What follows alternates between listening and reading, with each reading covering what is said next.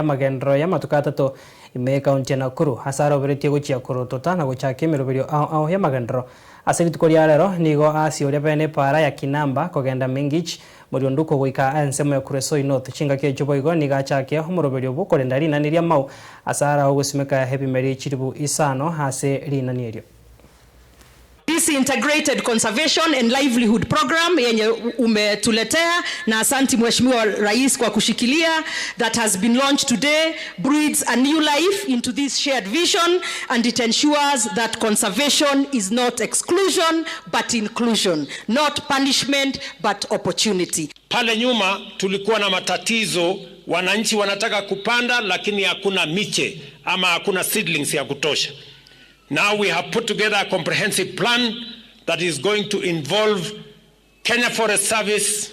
and the National Youth Service working together to re-establish 300